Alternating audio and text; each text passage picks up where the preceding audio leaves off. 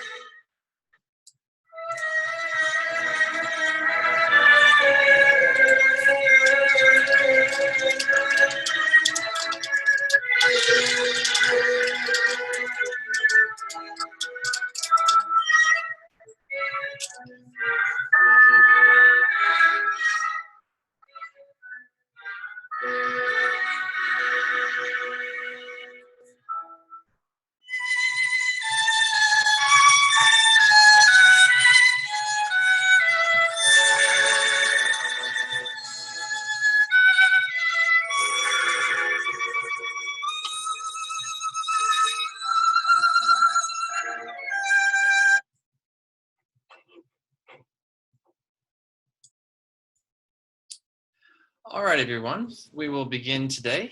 And thank you very much for joining us this afternoon for Rich Mathematical Tasks. What are they and why should I care? Today we'll be exploring some of the information about rich mathematical tasks and looking at a tool that we've designed for evaluating richness. First of all, I'd like to introduce our presenters today. My name is Ryan Timmons, and I'll be presenting along with my cohort here, Mary Davis. Thank you, Mary. We both work for the Charles A. Dana Center, and I'd like to take a few moments just to introduce you to the work that we do here. First of all, we collaborate with local and national organizations by strengthening our mathematical and science education. We do that by focusing on equity and access for all students and promoting college and career readiness as well. One of the things we look at is high academic standards. We look at capacity building and, of course, research and practice. And as you can see in evidence today, we're focusing on innovation within the classroom and also in professional development. So I'd like to walk you through a few things that deal with the software we're going to be using. We're going to be using the Zoom software. Many of you may have an idea of how to use it, but I'll walk you through some of the basic features. First of all, at the bottom, we have our menu screen here, and one of the first buttons that we all be using is the mute button. We ask that you keep that muted for most of the session unless you've been called upon or you are speaking out to answer a question.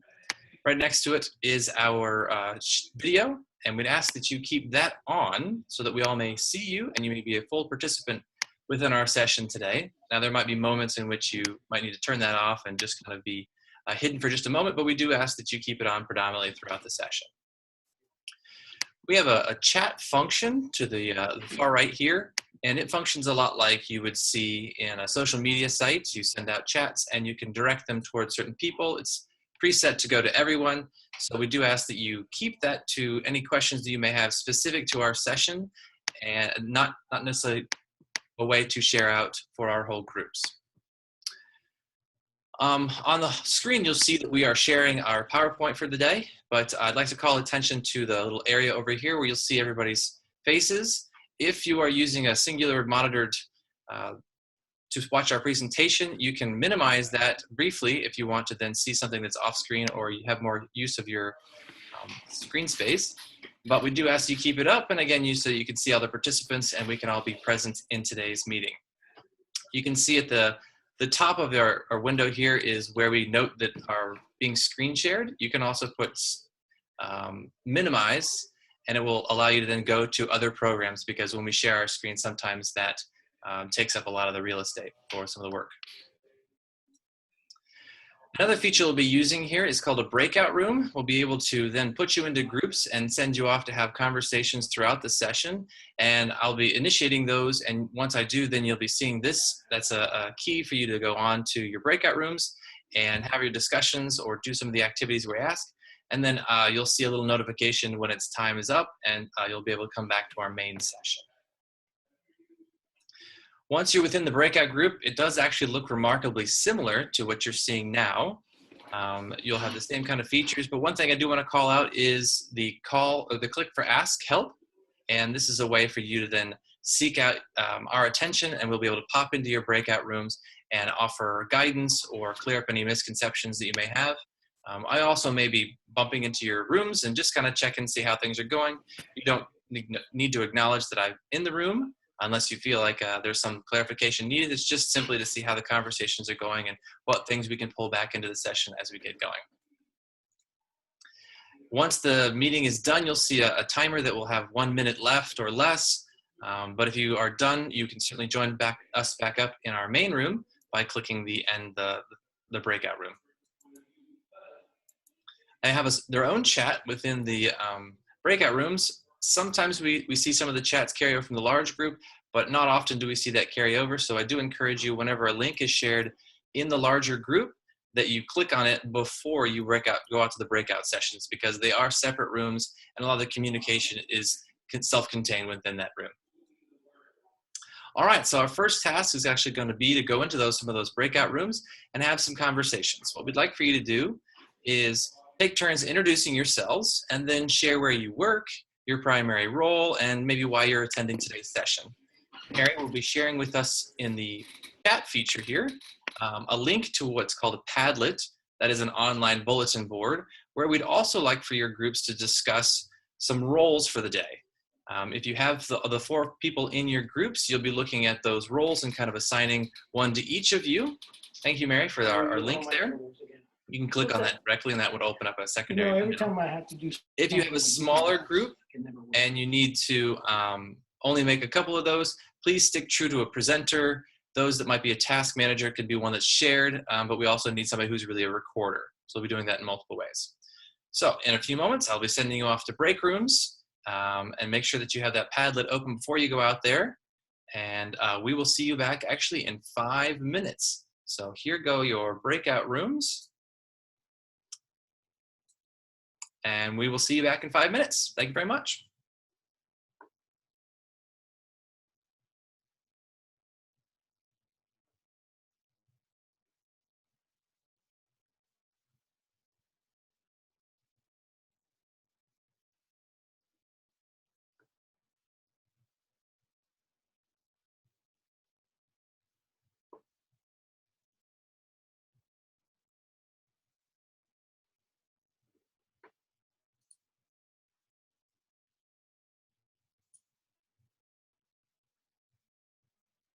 Clear. Hey, you know what was not clear? What? Your Padlet. What's not clear about it?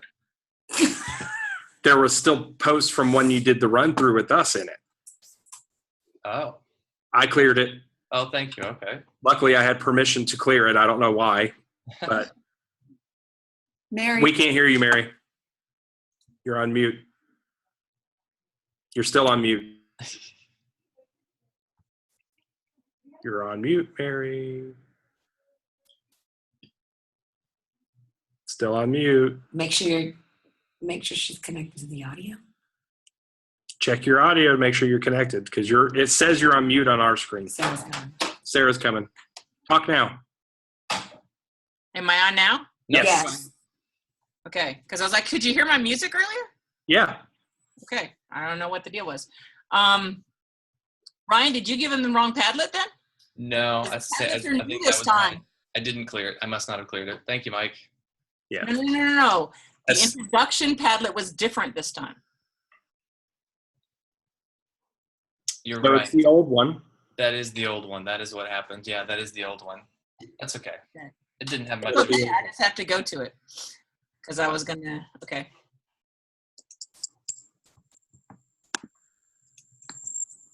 It doesn't look like they're posting anything though. No, they're not. You're gonna pop in, Ryan? Unless Yeah.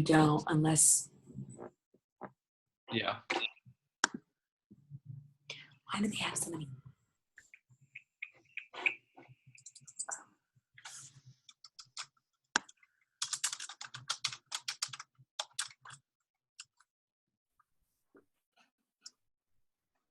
Hello, everyone. Hey, Ryan. How are we doing? We're good. I think Sheila's having a little trouble with, we were able to hear her, but she's not able to see us and we can't see her. Okay. Okay. Well, I'll see what we can do working with Sheila. I do want to let y'all Ryan, know I that. don't know why it's not.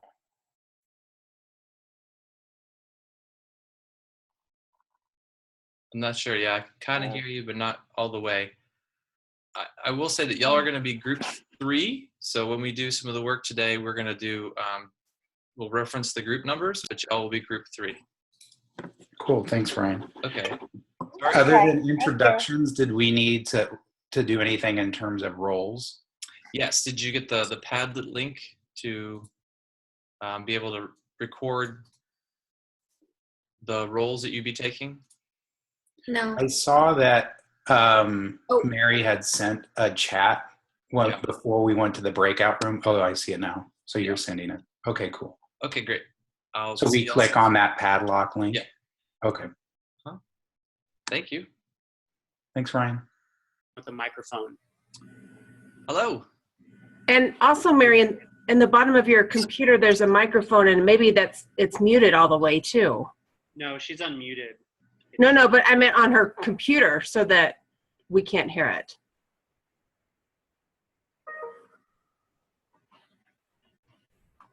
We're trying to get Mary unmuted. Oh, okay. Audio. Still nothing. Still no, huh?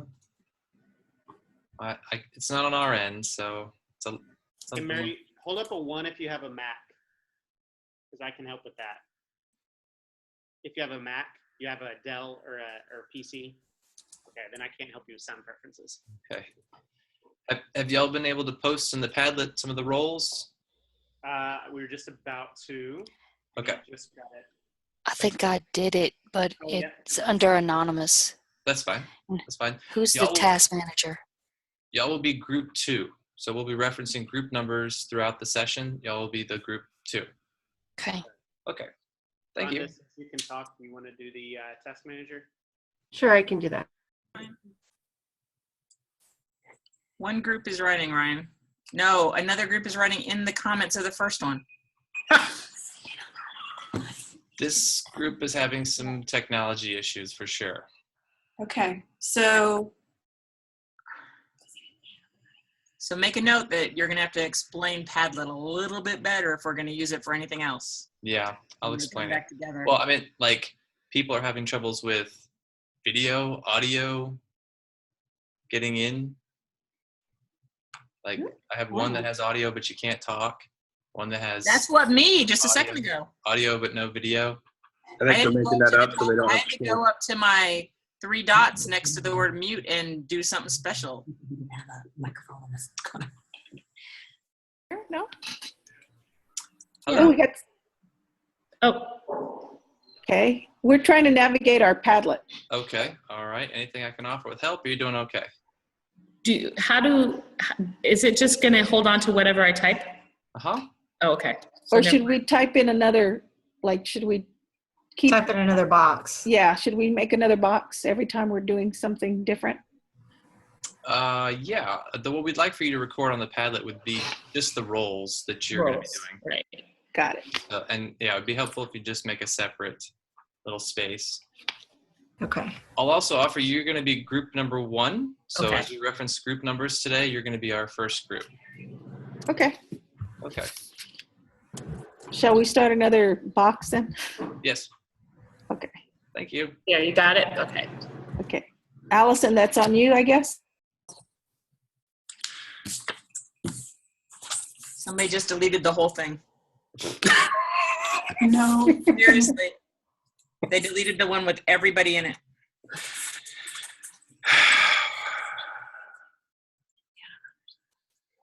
Get on mute, Mike. Can't hear yourself. One of them deleted the entire Padlet. Yes. Well, not the entire Padlet, their entire thing that everybody was writing in the comments. All right.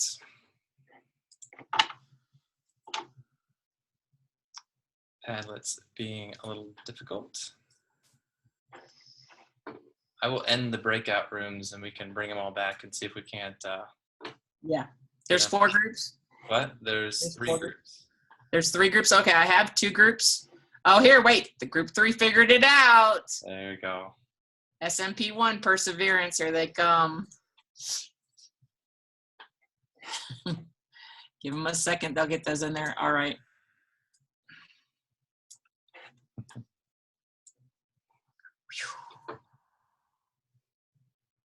I was like, I gotta have someone to call on.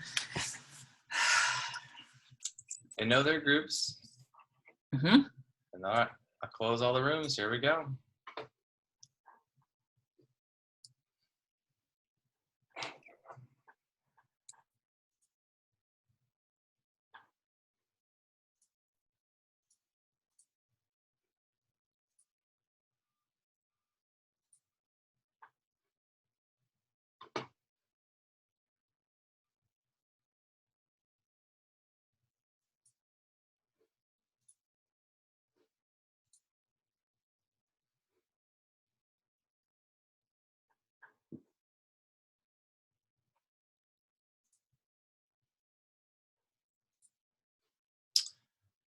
We're waiting on one more group to join us and then we'll continue here.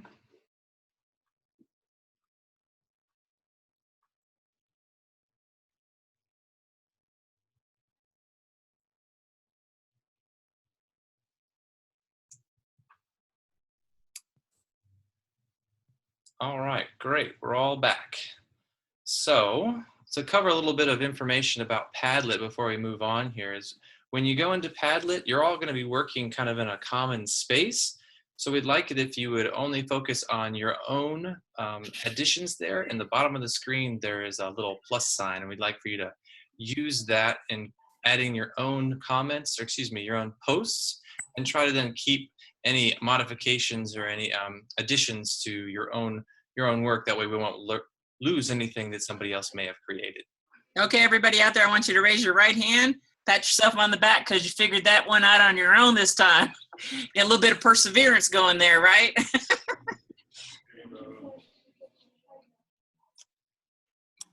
All right, great, thank you.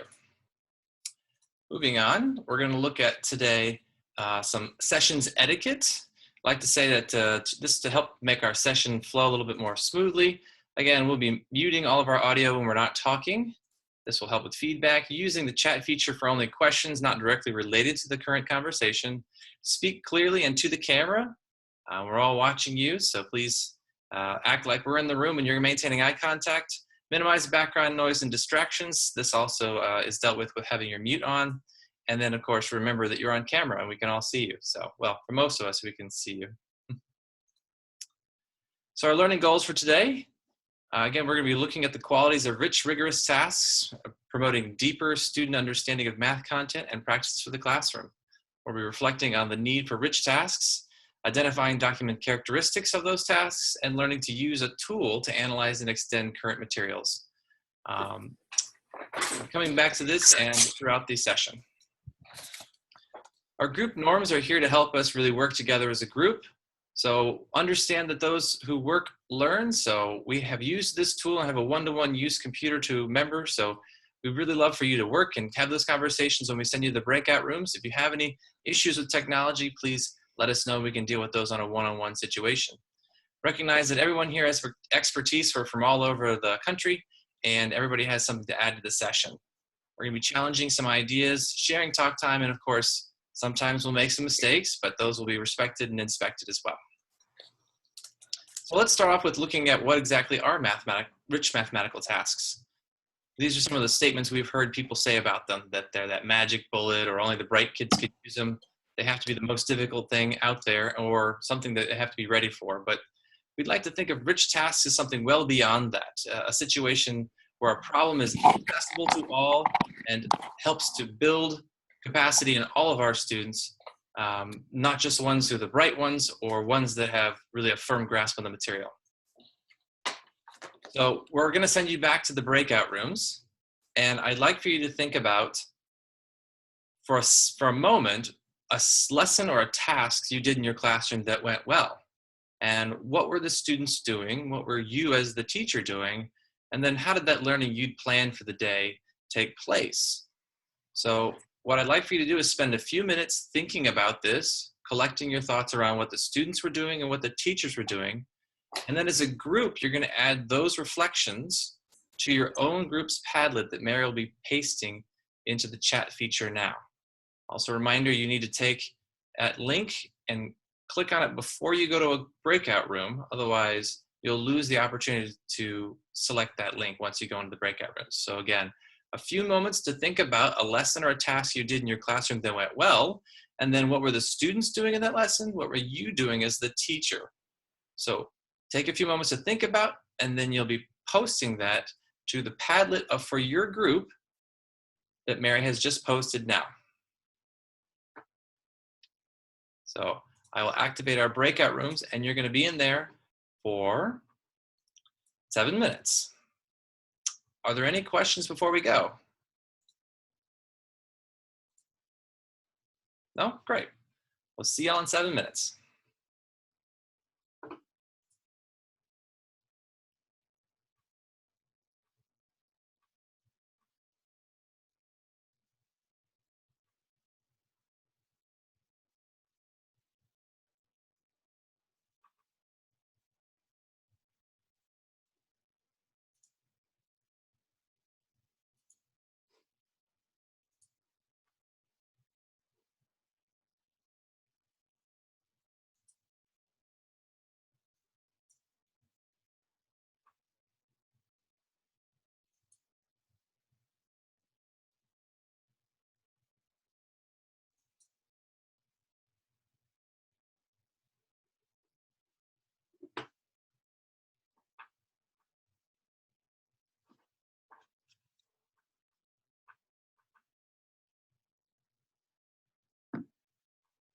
Okay, can you hear me?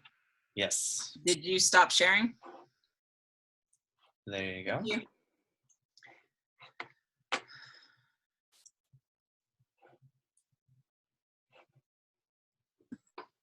Ryan, I hope we're not bugging you by sending you messages. No, you're fine. They keep unmuting themselves. Right. That's why I put in there that you may want to do it manually, because they don't understand what they're doing, and there was some background noise feedback over top of your talking by a couple of them. So Yeah, I know. I was muting them, and they were unmuting them back again. I think it's the lady who doesn't have the video, and she thinks she needs to unmute herself for some reason. okay. I'm not sure. Hold on a second. We're playing mute unmute game with her. Why did this go? Share screen. You guys are doing great so far. Huh. Mary, I do think we need a laugh track for you, though. I told you. We decided Ryan just needs to go every time you tell a joke. I like that. He was like, okay, let's get back. I'm like, come on. Okay, so I've got that one over there, so I can make this one big now. Okay, is it big enough, Sarah? I remember last time it was small. Yep. On your screen. Okay. Yeah, looks good. Okay.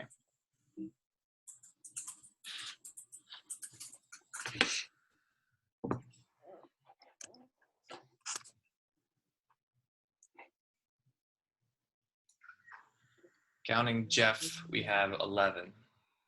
Okay. Did you guys take a screenshot of the participants? I did, And we are recording. and we are recording. And Definitely. we are working on their Padlets now. We have Yay. one that's pretty good with technology. Mm-hmm. I would not say the rest are exceptionally high. Okay. Good to know. Yeah. Well, I was Well- having trouble pasting that last one. I was sitting here hitting enter. I don't know if you saw me. I was going, it's not going. Figured- There are several people in here who were in some of our other sessions, so they should be pretty used to some of this technology.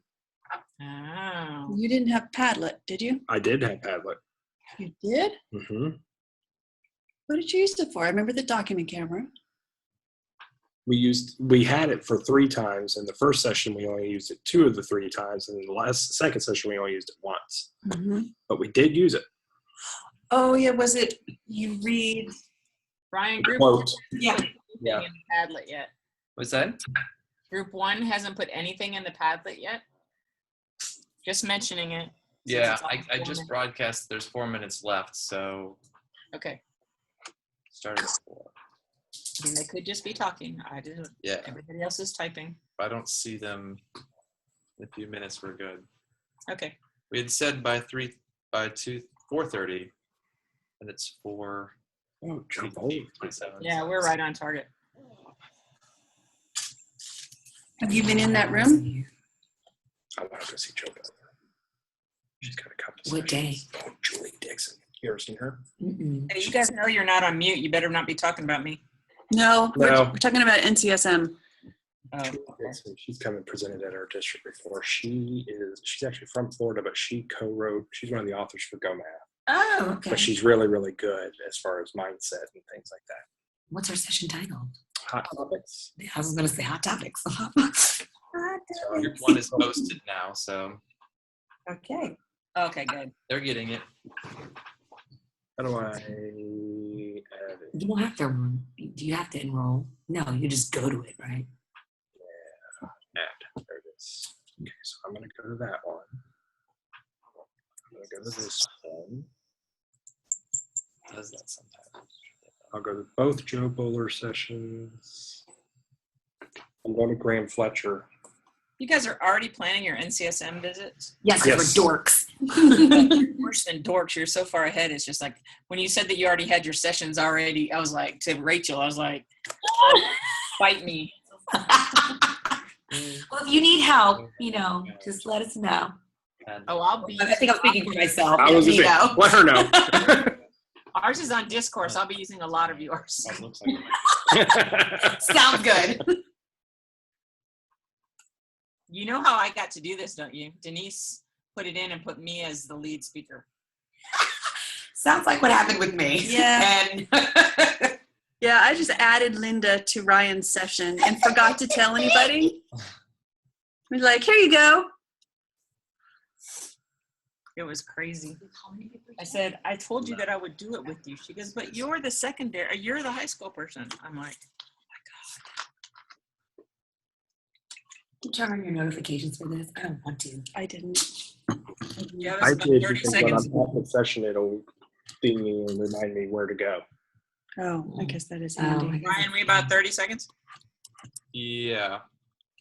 How did they easily get this app done and we can't get it done? Close them and they'll have a minute to They go. paid somebody. Okay. They didn't do it in-house. Yeah. Teamwork's education. Mute you. Mathematics. You're going to mute me? I'm starting. Oh. Wish I could do that in real life. Then his face just sits there and smiles at us.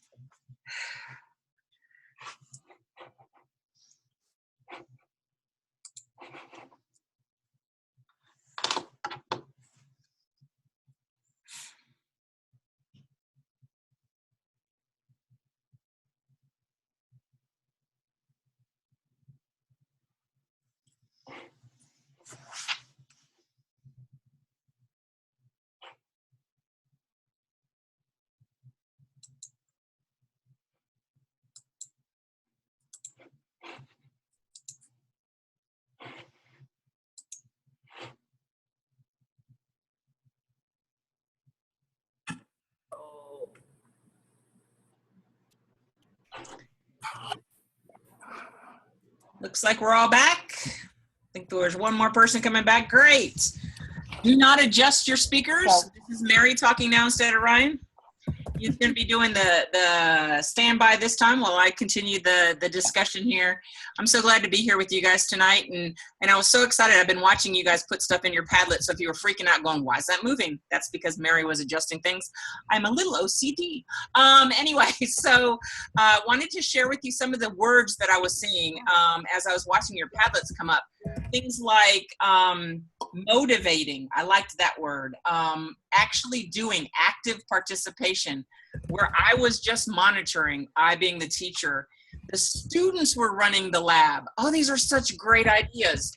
The students were collaborating. So I'm going to ask the reporters to share out just a little bit about the discussion. I can see the words. What did you guys talk about while you were in your groups? So I'm going to go backwards this time. I'm going to start with Sheila. Sheila, if you could unmute yourself and just share with us a little bit about what Group 3 talked about here. Sure. Can you hear me? I can. Okay, wonderful. Well, first of all, I have to apologize to my group because I feel like I hog up the airtime. That's me too. And I'm sorry, but I was coming in from the lens of being an AP for about 10 years, so I haven't been in the classroom for a while. And I was thinking about it through observing my own math teachers. And I'm thinking about comparing teachers that I've been with for a while and the idea of them having planned questioning to facilitate that student learning, but that it's planned and that it's not being, just pulling out of thin air, but the questions are guiding the learning. And therefore, I think the biggest is that transfer of knowledge to make it applicable to the real world. And so we can see that application of learning, through the questioning, through the actions, and just making the students more independent learners. And of course, the task is very important too. And how the task might be unraveled for one student might have to be done differently for another student. Differentiate it without it being watered down. So everyone having still the same learning goal. Beautiful. Thanks for sharing. And I come from old school. We didn't have real life situations. We did it in algebra so that we'd be ready for geometry. Right. So it's really important to have those links and stuff that you said. Thank you. And Spencer, would you like to unmute and maybe share some things that you guys had in your group? Sure. Yeah, we didn't have a whole lot of time to talk because we had some technical difficulties getting in front of the Padlet and stuff. But one of the things that we talked about, we have a real large age group of teachers from first grade all the way to like seniors and in high school and things like that. So it's a lot of different back and forth. So talking about like one of the people in our group talked about having students in a first grade exercise talk about the number lines and some addition strategies and talking about those different things and kind of the number sense that they had and talking about the different ways they had for solving some problems. And then we had like some different math and I'm a science and engineering guy. And so I was mainly thinking about the lab stuff that I've done and some of those things, allowing the students to actually fail well are a lot of times the things that worked well. So not just giving them just enough rope to hang themselves, but then also cut them loose, I guess, once they start hanging themselves so they don't just give up and think they can't do it, but still are challenged. Beautiful. And I did notice on your Padlet about you had everything from trig to science labs to first grade. I was going, wonder how that group's communicating. But the stuff that you said is true across the board, that, that you're giving them, I like the way that you said the rope to hang themselves, but whether it's first or 12th grade, those things are so true. Thank you for sharing. And that leads us back to group 1. And my reporter in group 1 is Rachel. Could you unmute and share a little? Hi. We talked about stepping back as teachers and letting students work with each other, observing them working with each other on their tasks where they're doing most of the discussion and we're maybe answering questions or facilitating or giving that little spin that keeps people moving, as Spencer was just saying. And then one person in particular was pointing out the challenge of doing that in an online environment where you can't actually put your hands on them and you don't necessarily You can't necessarily see all of the students. That's not what I meant to. You can't put your face right there, you know? You can't stop them quite the same way or catch it quite the same way as you could if you were in person. And so we were talking a little bit about, you know, how in the world do you manage that when you have students online instead of having students in your presence to do that? Beautiful. Yeah, with technology, it's great. It's a great bonus for us to have all the different things, but it does make teaching a lot different now. So this rich task piece is a big piece for online as well as in person. Thank you for sharing. And this time I used the reporters, but in the future I may call, see, technology, there we go. I may call on just individuals. So I want to teach you one more thing about Zoom before we go any further. If you click on your participant button, your screen will come up with all the list of the people that are in the Zoom group. And you see the mute me button, and I know you guys have got that one because when I ask you to unmute yourself, you know exactly where to go. Well, right next to it is a button that says raise your hand. So in the future, if we're doing a discussion and I kind of want to open it all, I'll ask you to raise your hand. So sometimes we'll go with the reporter and sometimes we'll go with just a general. So to practice that before we move on, why doesn't everybody raise their hand and see if they can get that? Oh, look at that. Little hands coming up in the corners of all you guys' windows. Perfect. All right.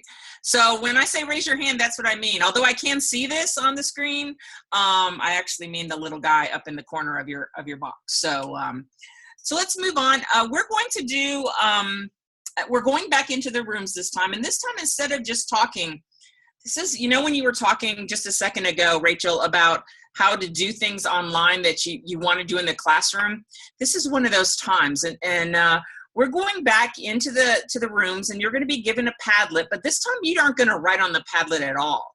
This time we have created a card sort, something you would do face-to-face with cards on the table, sliding them around. And what we want you to do is to take those cards and divide them into 2 stacks. One stack being, yeah, these are characteristics of a rich task. These are very rigorous. These are the type characteristics we want. These are not. Over to the right side, these are not. These are the characteristics that are not in a rich task. And then there may be some that you guys fight about. Those are my favorites. Keep those in the middle, and we'll come back and talk about some of those after you've had the discussions. So we're going to give you 7 minutes, but the first couple minutes before you start moving the slides around, make sure everybody's read all the different cards. You know, kind of like when you lay out a card sort, you want to read them all first. So give each person in their task managers, make sure everybody gets a chance to read the cards. And then the recorder, this time instead of typing, you get to actually slide the cards around. You're the one that gets to do the sliding. Because if everybody starts sliding cards in the same Padlet, guess what? They're going to go every direction. So one person needs to slide the cards. You can all be looking, but one person needs to slide those cards. And then we'll be back together in 7 minutes. So we'll give you plenty of time to have those discussions and to move those cards around. All right. Do we have any questions before I release you to your rooms over there? Yes. Sorry. Oh, never mind. They just came up. All right. All righty then. So copy your Padlet, and Ryan is going to be putting you in your rooms, and we'll see you back here in about 7 minutes.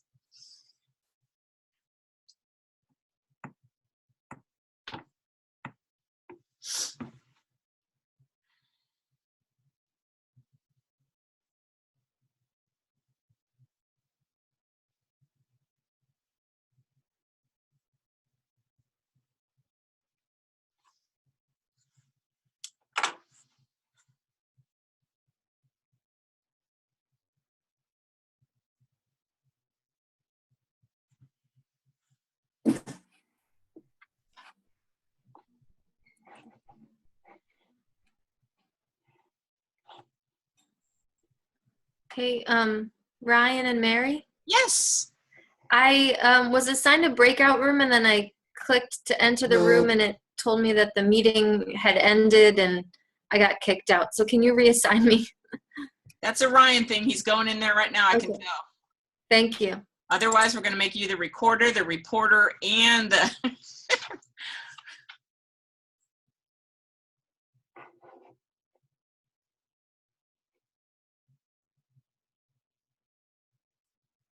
Was that Kate that just went? She's got 2 counts now. Oh, maybe that's what happened. Yeah. Somehow it's re-signed her in. Should I try to remove her? I'm worried that would take her out of the whole entire thing, but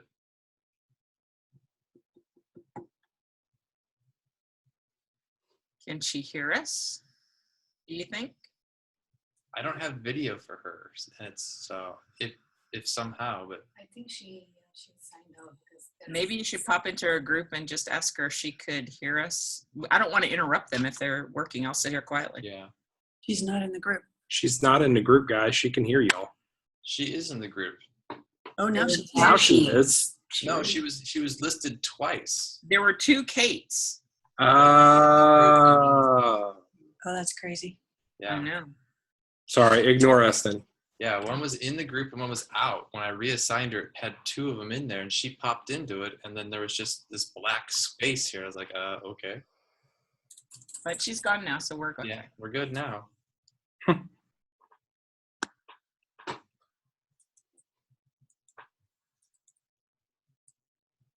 Did Ryan tell you guys that he got the card start working? No, but I'm spying on the Padlets to watch and see if it works. Yep, they're doing it. Group 2. Right, they are.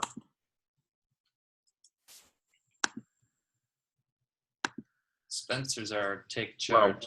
Do it. Kind of person. Well, it depends. If the other ones really gave them 2 minutes, if they timed 2 minutes, it just got done with 2 minutes Yeah. to read them.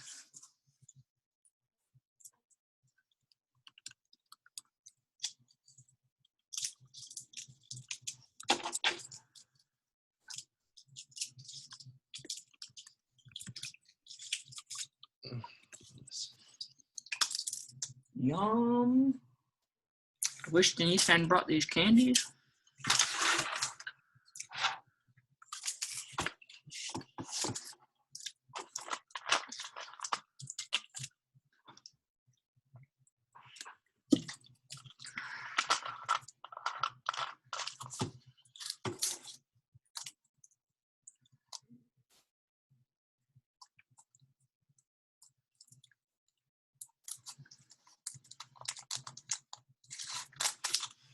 Okay, group 1 is sliding around now. Group 1 is getting there. Group 2 is 3. pretty close. Group 3, 3s have moved, so which means they're trying. yeah, they're going. They're getting there. Yeah. Jeff's in group 3. He's trying. He's helping. But group 3 is, Has Jeff ever done one of these before? Is he doing this just to find out what it's like? yeah, but he's also participating fully. I don't think No, he- I know that. I'm just meaning, I was surprised when I saw him. I was just curious. Yeah. But group 3 has the one that has no video, the one Kate that had 2 accounts for a while there, and Jeff.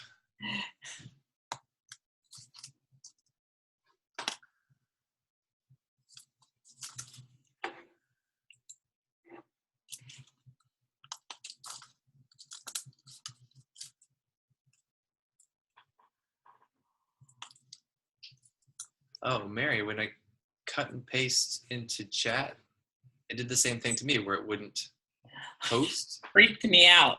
And so I had to go to a different part to hit enter. Instead of at the bottom and hit enter, I had to like go somewhere throughout the post and then hit enter, and it kicked it in. Yeah, it freaked me out at first. I just kept trying, and finally I just re-highlighted it and redid it again, and it went through. But yeah. Okay, it looks like 1 is done. They could still be talking, but 2 has 1 in the middle. I love those. 3 is still all on top of each other. They have 2 minutes left.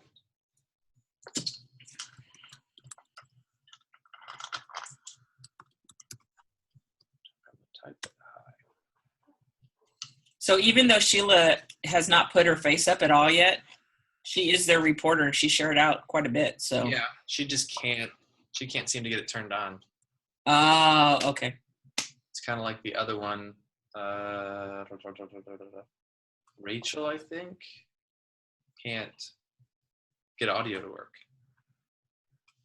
So how's she doing it without audio? She's got video, and I think they were typing a couple times with chat, but they couldn't. No, it wasn't. It was. It couldn't be Rachel because she's she reported out. Yeah, it was Rhonda. Sorry, it was in Oh, okay. Spencer's group, so it must be Or is it Mary? It's in group 2. Somebody can't talk. And they're totally fine. You unmuted, everything on our end is fine. Well, that was me earlier. It did the same thing, and I've unmuted myself a million times on here. Yep. All right. I'm going to end them. It looks like they're all done anyway. Well, group 3 is getting there. Group 3 is almost there. Yeah. I'll close the rooms. That means they still have a minute. So. Oh, okay. After a minute, though, it kicks them all out. So you know for a fact they're coming back.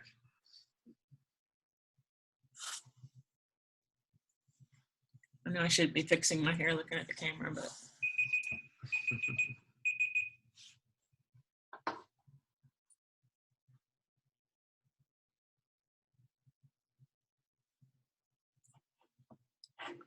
And here they come. Spencer, you were just the king of moving those cards around. We watched.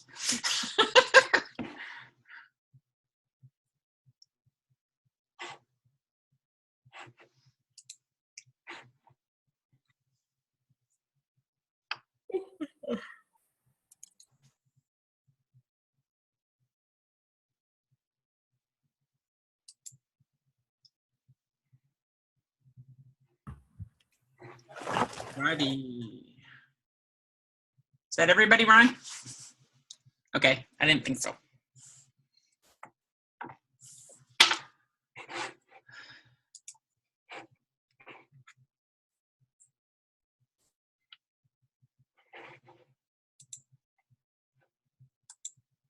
Everybody's back?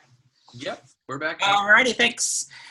Okay, so I'm going to start with group 2 because you did have one in the middle, and I love that. So, Spencer, could you share with us what why standalone was in the middle? Why you guys had a discussion around that one?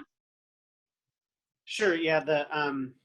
The standalone, we kind of differentiated. So on the left was rich and rigor. On the right was neither rich nor rigorous. And then standalone, no other connection could be rigorous. Like it could be like a really deep, difficult, rigorous task or whatever. But the idea of it being rich is there's no real connection to any other mathematical ideas, the standalone idea. So so it could be rigorous, but it probably wouldn't be rich and rigorous is kind of where we settled. Beautiful, thank you. And that is absolutely true. There's so many times that, especially the higher up in math we get, where we really struggle to see that real life connection that we can use in a classroom. Not to say that it's not used anywhere, but it would be very difficult to see in the classroom. Group number 1, Rachel, what are some of the things that you guys talked about as you were sorting? Were there any that had more conversation than others? There wasn't a lot of conversation. One thing that we did note was that the task itself didn't feel super challenging. Okay. Which we were like, oh, come on. What is it? So we did joke a little bit about whether that was a trick or not, if you were. But I definitely like Spencer's point about rigor and richness, that they didn't necessarily, they don't always have to go together. We'll say it that way. Beautiful. All right. Thank you for sharing. And with that, you guys are absolutely true. I divided them the same way that you did. But the reason that we did this was I wanted you to really think about the different components of what makes a task rich with rigor. And but this is like way too long of a list if you were trying to think of something. So what we did was we kind of combined it into a list of a lot fewer statements, kind of combined them in together. So I'm going to give you just a minute to read this. And I'm going to just ask you to raise your hand if there's one that you think should be expanded on, or if there's one that might be a little bit different than what you were thinking about. But I'll shut up for just a second, let you read them all first, and then we'll go and discuss them.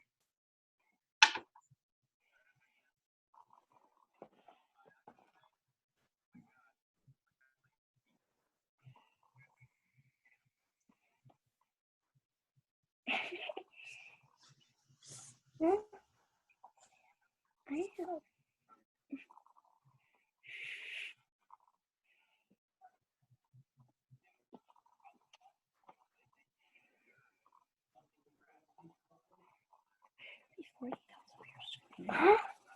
Huh? Before your dad comes up here screaming, go downstairs. Mm-hmm. And just make sure he knows I'm on. Yes. Okay. I'll just text them. All right. So, Dawn, I saw your hand first, and then I saw Spencer's. So why don't you unmute, Dawn, and share a little bit about what you were thinking.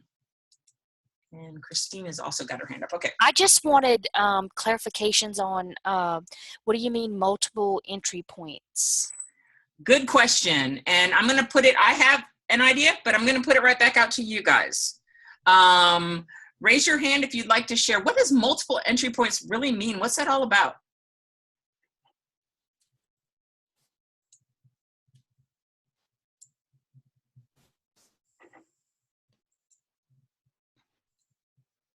All right, Christine Bingham, go ahead and unmute yourself. What do you think of when we mention multiple entry points? So that means that students can actually look at it from different ways. They can enter it depending on the grade level, right? So I have an elementary background, but you're in fifth grade and you're talking about area or say fourth, even third grade, you're talking about area, and it requires you to multiply. That students can use an array to multiply and use the distributive property something that is not necessarily just the algorithm. They can come into it through a different way that they know how to get there, but it wouldn't necessarily be the way that you were expecting everybody to come in. And Gotcha. You might also have students that are at a different place that are more advanced, and they know that algorithm and they have the understanding behind it. And so then they can actually come at it from a totally different way than that student that needs to come in a different level. Okay. Nice way to sum it up, Christine. It's very similar to, that statement that we used to say, it's my way or the highway type thing. Mm-hmm. And it's no longer that way. There's a lot of different ways, just like you were saying. And we need to let them come in wherever they feel comfortable so they can be part of the conversation. So did that help a little bit, Dawn? Yes. Okay, super. And Spencer, could you add, what were you talking about when this list of characteristics of a rich task? Yeah, I was wondering about the multiple solutions and or strategies ones. I get the multiple strategies because I think that clearly makes up something about a rich, like there's not just one way to get to a problem, but there's a lot of times that there is only one correct solution, even on something that might be really rich. So could you speak to that a little bit more? Yeah, I think you nailed it when it says, but that's why the reason the and or is there. Good old Boolean logic. that every situation is not going to have multiple answers, obviously. But just recently, I did a professional development with a problem that it said find the pattern, and I only gave two on purpose. I only gave two things in the pattern. So literally, some took it one way and some took it another way, and some, as long as they were able to justify where they went with it. And we had like 3-4 different answers, so it was really interesting. But obviously, sometimes there's going to be one solution. You are definitely want to learn certain things in math, but at other times, you want them to explore. You want them to go different places and things like that. Did that kind of help? All right, super. And there was one more. Christina, you had your hand up about this list. What did you have?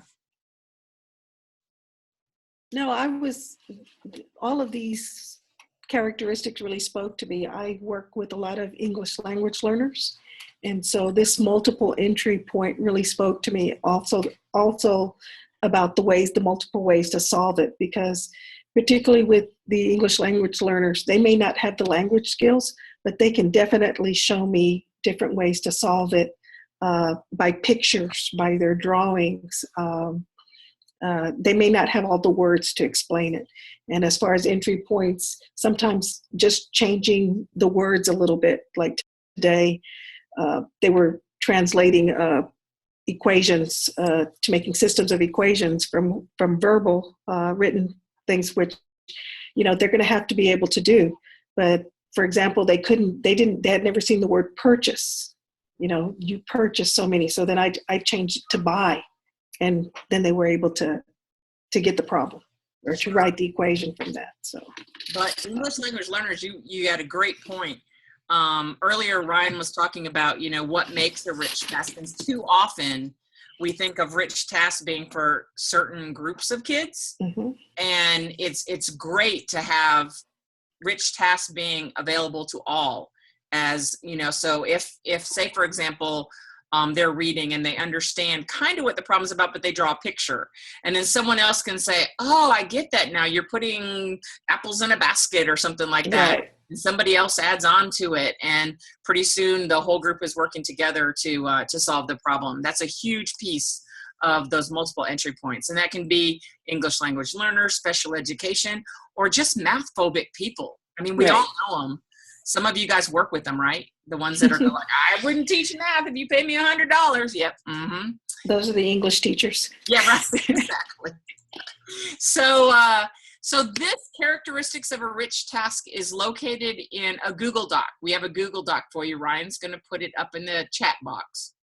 So you have an actual printout of this that you're welcome to use, but we're going to use it here in our work together. Just a second here. So let him get the Google Doc up there. Did you get it up there, Ryan?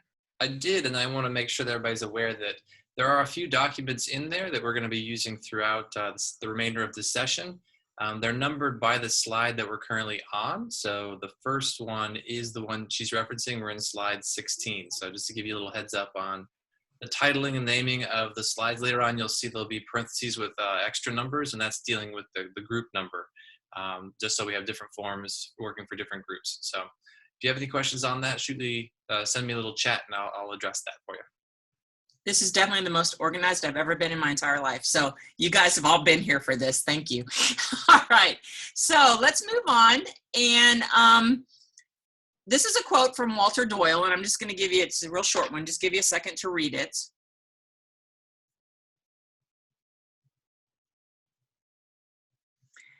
And I think this is really powerful about what we're talking about today, because so much goes on in a classroom. You know, the teachers just teaching away and the kids are doing things and, you know, they're reading books and there's pictures and all sorts of stuff. But bottom lining it is it's the tasks that they're going to remember. That's the basis. That's what's going to build that student learning. And that's the real reason that it's so important that we really do a deep dive and think hard about what task we're bringing to the kids. And so in that vein, that's the tool that Ryan was talking about earlier. But before we get to that, I want you to do a little math for me. And I know some of you guys are sitting there going, oh, I teach high school and she chose an elementary. So we're playing with a little bit of math and some different levels. But even you guys, this kind of was a big, you know, I taught middle school and high school, and this was a big aha the first time I did this. So here's the deal. In your Google Docs for page 18, slide 18, you have this exact same page. So if you can't read it on the screen, don't worry, you'll be able to blow it up or print it out or whatever you need. So what this is it's place value. So those of you that are elementary, you know, raise the roof, woo! All right, so the left hand, we're gonna call that the alphabet side, because see, it says A through J. The right-hand side, we're gonna call the numeric side because it's 1 through 12. They're actually two different worksheets, all right? So when we put you into your groups, the very first thing I want you to do is to spend about, I think 3 minutes is probably enough time, but task managers, make sure that everybody gets a chance to do these. You don't have to have the paper, you can just jot it down on regular paper as you go through it. But as you're doing it, think about that list. Remember, I told you you had this list. Go back and forth. You had this list in your Google Docs. So keep an eye on this list and see if you can find evidence of that anywhere in either one of these pages. Okay, I know I went crazy, so I'm going to go one more time over the rules. Number 1, give about 3 minutes so everybody can do both sides. Then come together and discuss what evidence, and I'm going to ask for evidence of those rich tasks you see in either one of these pages. Okay? Are there any questions?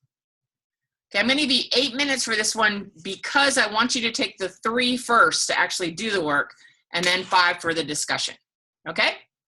And we will see you back here in 8 minutes. Ryan's going to put you in your groups now.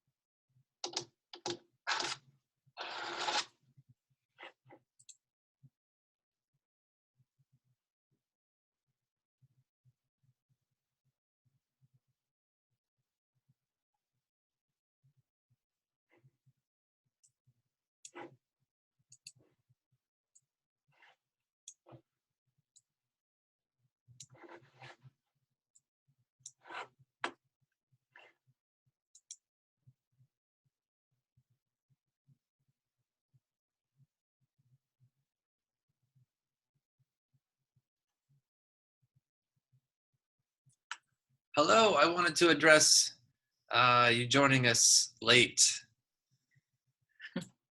Hello. Can you hear me? Okay.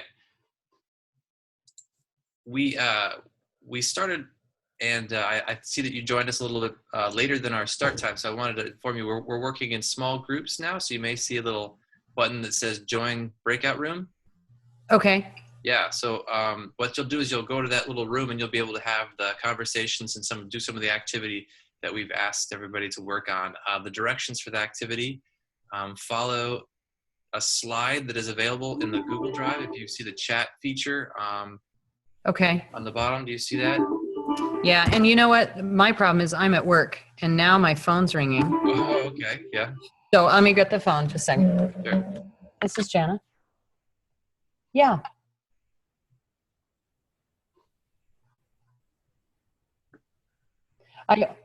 No, I don't know.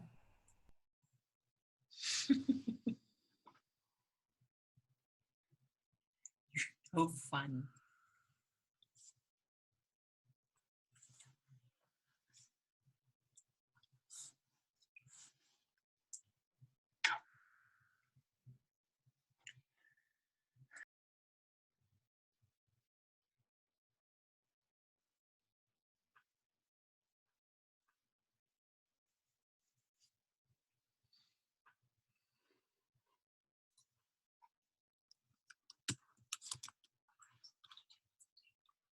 I think that's my water. No, I think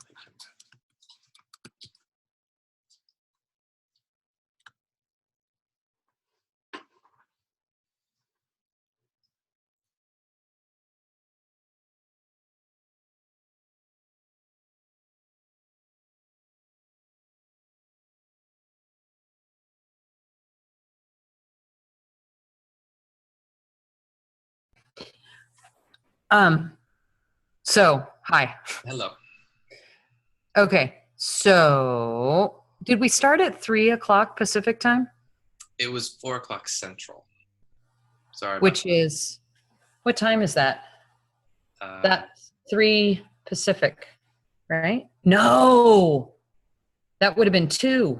Mm-hmm. Yeah, I'm an hour late. I was still right. teaching at 2. Oh, I'm sorry. Well, You know what? Okay. I'm going to do a better job of this next time, and I'll participate from the on-time moment next time. And I'll figure out the time zones. So I'm sorry to waste your time, but I don't want to start in the very middle. Okay. I thought I was logging in like 7 minutes early. Oh, I'm sorry. So, okay. Mary Davis is hearing me too. Yes. Hi, Mary. Is Michael Greenlee hearing me? Nope, he's not moving. Okay. So I'm sorry. I'm Jana, but I'm just gonna. Will you do this again? Yes, I believe we'll be doing it again. I'm not sure what the dates will be for that, but you are welcome to stay. I think you can still gain a lot if you wanted to take a look at some of the work, but I would understand if you felt out of place. Okay. Yeah, the other issue is I can only be here for half an hour or more, so I feel bad that I missed the first hour, and then I'll join. I'll join for half an hour. Okay, great. You'll let me. Yeah, absolutely. That's great. Okay. All right. So are you feel comfortable with what you're supposed to be doing or working on now? I'm comparing two options, and we're seeing which one's rich. Well, we're looking for evidence of richness in each of them. So looking at the list that was generated early on with the group, available in the Google Drive, which is in the chat area. Yes, ma'am. Mm-hmm. Yeah. Okay. Can you see my screen? I cannot. Oh, I can. Okay. So yeah. Okay. I can see it. Yeah. Okay. All right. So I'll join them. Great. Thank you. All right. Thanks for being patient. Absolutely. Bye-bye. Bye.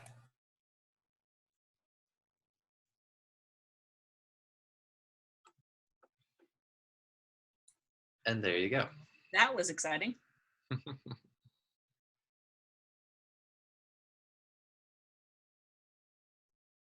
They have 2 more minutes, but having her just get into that group, I don't necessarily want to warn them on maybe I'll say 3 minutes, give them a little extra time. Okay.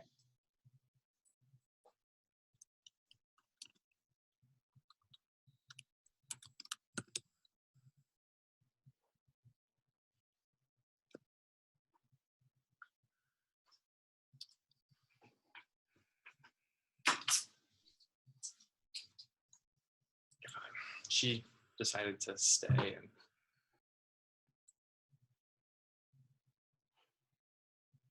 Who are you talking to?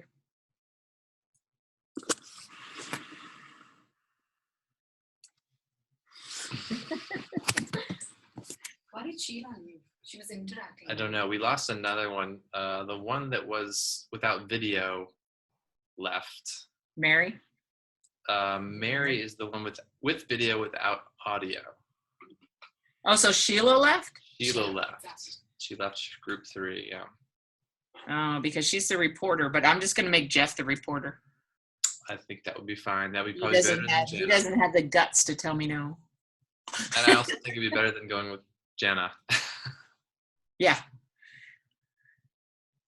Or Kate, the one that has 2, or is she 1? She's back to 1 now. Personality. She's back to 1. I don't know why. That would probably be a Zoom thing that they created 2 identities for her. Yeah. Maybe reaching the maximum on the what can be shared.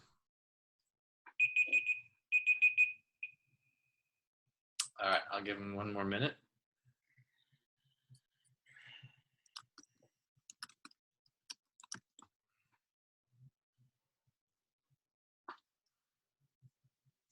So there are 9 total when everybody's back in. There are plus us, which makes 12. Yes. There's So 3 full pages. I'm at a very small screen, so I never know when they're all back. Okay. There's 11 who are working in the groups plus the 3 of us. Okay. So 10 if you don't count Jeff as a participant. He's a participant. All right, Jeff counts. He's I'll be working happy hard. to hear that. If he wasn't working, it was just like Mike sitting around doing nothing.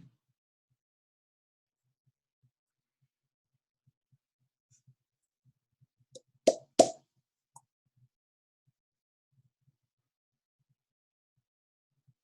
think this is sad. You guys all have people in your room to talk to, and I'm just sitting here by myself. I know. Where's Denise when you need her?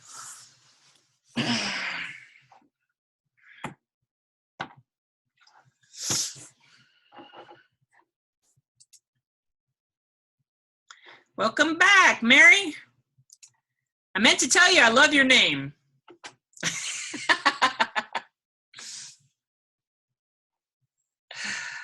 And there's Rachel coming.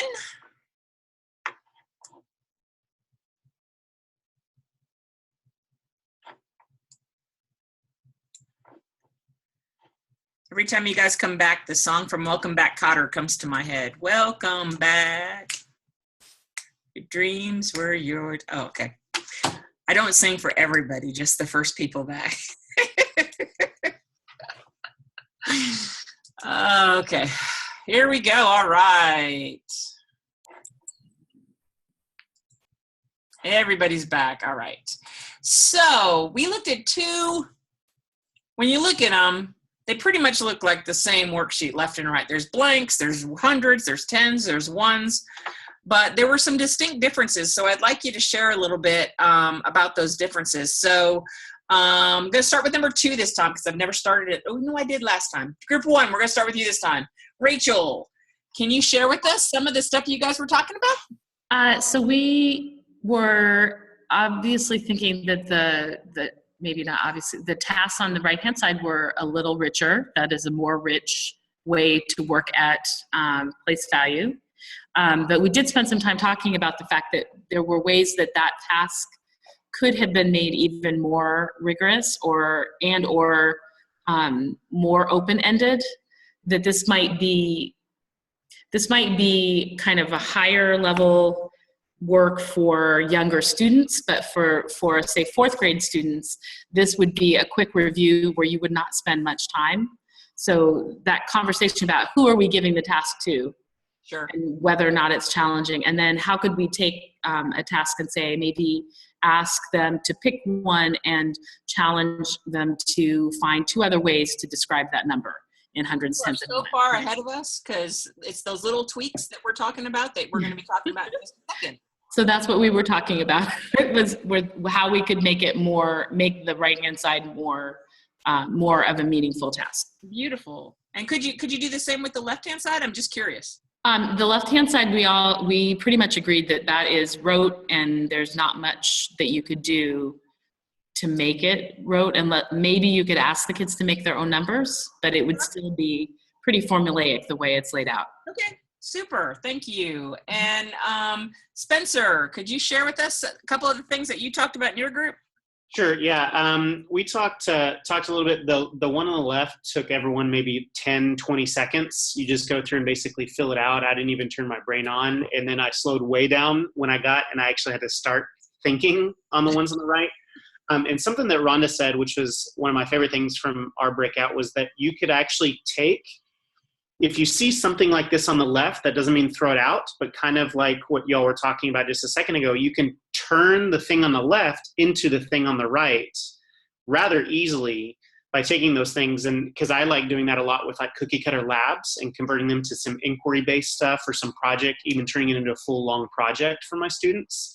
And so you can convert those things to make them richer and more rigorous. And then we also talked about how the one on the right can actually help you understand some misconceptions that students have at an individual level, because you can see, okay, well, what's the problem if the stuff on the left, it's just they fill it out.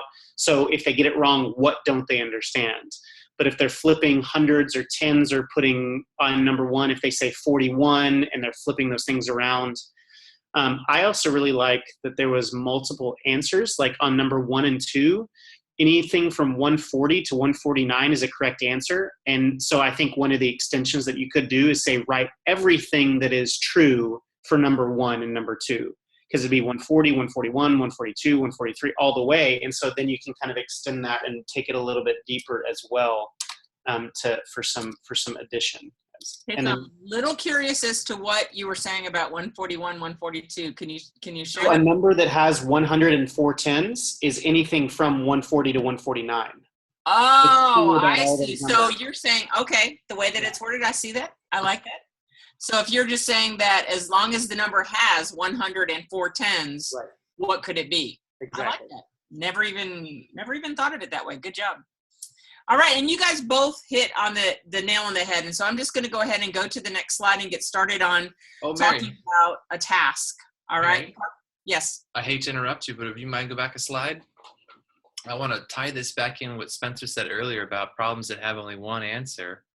And this is a great example where maybe there's assumptions about one answers, but all of a sudden your interpretation allowed that to have multiple answers. So I really like how you flipped that one on its head, and there wasn't one answer. There was multiple answers. I mean, Yeah. you could even go into decimals. I mean, now you really get a big open-ended question. So thank you for that. Yeah, that's great. And I was sitting there thinking 147, what are you talking about? But I loved it. Yeah, that's great. So on the next slide, there's going to be a 6th grade task. So Rachel earlier said, well, if we really knew what grade level, that might help. So we get you there. So we already had this plan. So there's a 6th grade task, and we want you to consider the following as you analyze it. Think about the rigor. Think about what types of students, what type of thinking the students are going to be doing, and any of those rich characteristics. Now, I'm going to kind of walk you through this task for 2 reasons. 1, I want to show you how to use the tool. And 2, it's already 5:20 here in Central Time, and we want to make sure we get through the tool together so that you can practice on it on your own. Because I know that if you're like me, if I don't get a chance to practice with it, I'm like, what was I supposed to do? So the next few slides are going to be a lot of me talking, which aside from me probably isn't your favorite person to hear. So, so as I think about this, I'm going to do a think aloud. The rigor, what types of thinking the students will have to do to solve it, and the rich characteristics evident. So I read this, and I said, Ryan enjoys swimming. And actually, this is about Ryan, because he really does enjoy swimming. His pace allows him to swim 1,700 meters in 15 minutes. So the first question is a typical one, rate, meters per minute. Second one talks about the unit rate per minute. Third one, if he needs to swim faster, does he need to increase the meters he swims or the minutes that he is swimming? Okay. So as I'm doing this, I'm thinking, okay, rigor. Well, the first one asked him specifically. It even told him meters per minute. So it's one of those, like the left-hand side of the last problem. Meters is already there. Minutes is already there. Pretty straightforward. It tells you to reduce the fraction. It's telling you what to do. So I'm thinking that this problem, although it's in context, which makes me very happy because it is something contextual, and it is making them use the rates, which is a 6th grade content standard. It's not getting to the depth of what I wanted. There's not multiple entry points here. These kids are told, write the rate, reduce the fraction. Okay, so I want to see more of that. So after thinking about it, I go to use my tool. And this is the tool that you will be given. And you have a copy of it in your Google Drive. So if it's too small on the screen to see, you have a copy of this filled out as I'm going through it. So I'm going to give you a second if you want to pull up same Google Drive you had before. This one is slide 21. This one is on slide 21, and there's a completed version of it.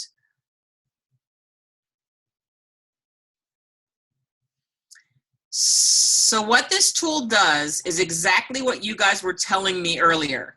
It helps you analyze what you've got, because too often we want to give the rich task, but we open up the textbook and it's not rich. And we can recognize that it's not rich, but it's like, well, where the heck do we get a rich task then? Or we go over to our file cabinet and we pull out something we've used for 10 years and it's worked every other year, but now we've got these new standards. What are we going to do? So what we want you to realize is you don't have to get rid of those. What we need to do is be able to bump them up a notch so that you can still use them. So in this case, we look down at students as worker and decision maker. I don't think so. It was all given to them. They were able to talk through, to easily step through it because whoever wrote the page told them what to do. High level thinking, maybe a little bit in that third question, but on the third question, it just asks a very simple, is it more running or is it more swimming or is it more minutes? That's it. So it's like a 50-50 shot. You know the kids are like flipping a coin. What is it? Only one answer. There's only one entry point to this thing. There's not really ways that they can discuss it.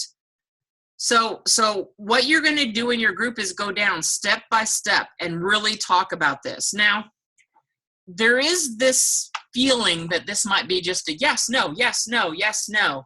But do you see that word up there? Evidence. So you want to be able to, while you're talking, while you're collaborating about this problem, you want to figure out where the evidence is. so that we know what we want to change. All right, a yes and no just isn't enough for that. Because over here then, some suggestions for adjustment. Don't give away too much for the rate. Use the word justify. You know, making it more open, just like you guys were talking a second ago, is going to allow for more entry points. So I went through, and there's some that were right. The context, I like the context. Why change the context? Ryan's a good swimmer. Let's leave him in there. So this tool is what's going to help you analyze what you already have so that you know what needs to be changed. So here's what I did. Totally, this is the old one, the one that we just looked at. I kind of graded out. I'm going to let you read the new one, and just raise your hand if you see some changes and you can kind of figure out why I did it.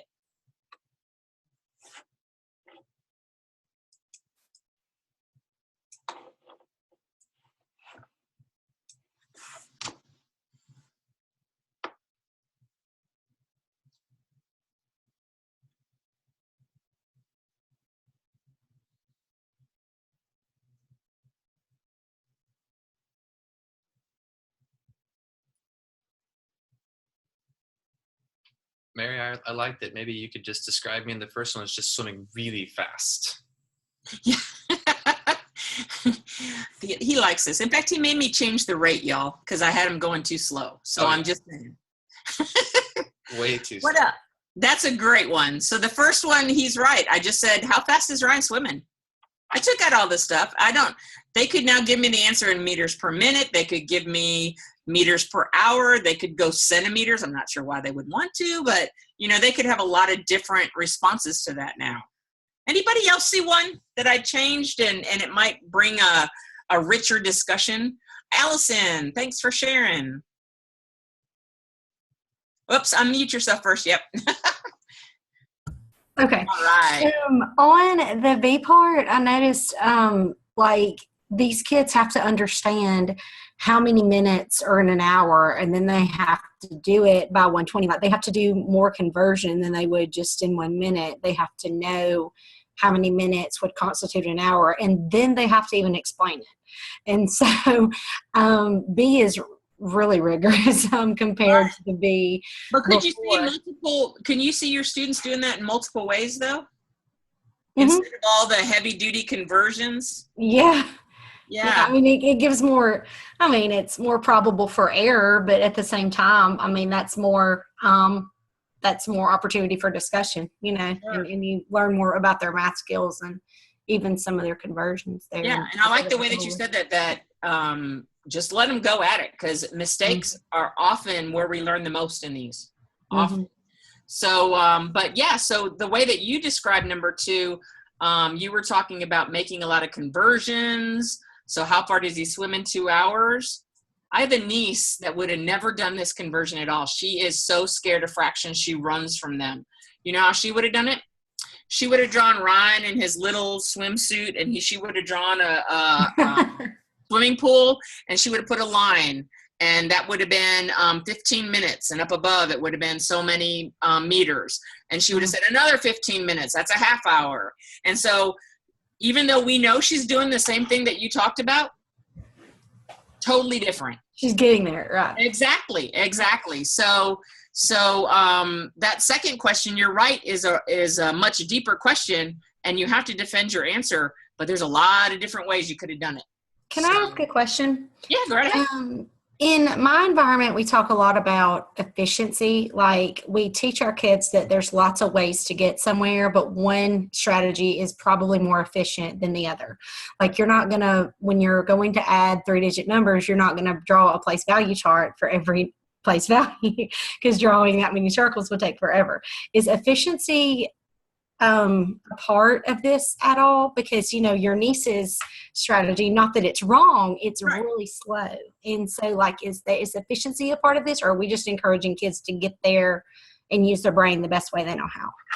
Well, I think efficiency has got to be a part of it eventually, but you have to let the kids get to that point. Get there. Okay. Remember in that card sort that you did, we were moving over to the right things like using a mnemonic, because that's definitely efficient. You know, Mhm. excuse my dear Aunt Sally, I can get everybody through Aunt Yeah, Sally. but it's not brain power. But anyway, but it's not right. Obviously, that thought process isn't there.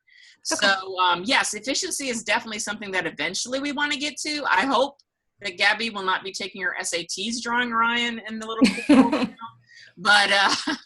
but for right now, it's an entry point. And just like I'm looking at your pictures, Christina, I think, was talking about earlier about the English language learner students. Again, another place that they could come into it from a different point of view to solve it. So but you're going to have your kids. I've got kids that would probably write this into an equation even. You know, you got lots of different levels there that they could come into this problem. Yep. And then, of course, C, all I did one little thing, and that was I added the word justify. So now it's not a flip a coin. I've got to really pick one and explain why. So sometimes it's really easy changes. Sometimes it's opening them up more, you know. So that's what I want you guys to do. Okay, you guys are going to work in your groups again. And this time, and you have a grade level in there. This is 8th grade. It shows the standard when you get into your Google Doc. But you're creating a Mother's Day present in class, and it's a candle. That's a right cylinder. And so this problem said, what's the area of the base? What's the height? What's the volume of the candle? So in your group, you're going to use the tool, and we actually have a tool in the Google Drive. It'll say group 1, group 2, group 3. So make sure you pick the one for your group. So you're working in that one. And what you're going to do in there is to go through and talk about the problem as it is, and then figure out what you might do to change it, just similarly to what I just did. And when you come back together, we're going to talk about what was there to begin with and what we needed to change, and maybe what problem you came up with at the end. All right, questions? Okay, Ryan put the Google, it's slide 23, and each one of you will have your own group, so remember what group you're in, and he's going to put you in your groups now. Oh, look, he's already doing it. You guys are popping off like crazy.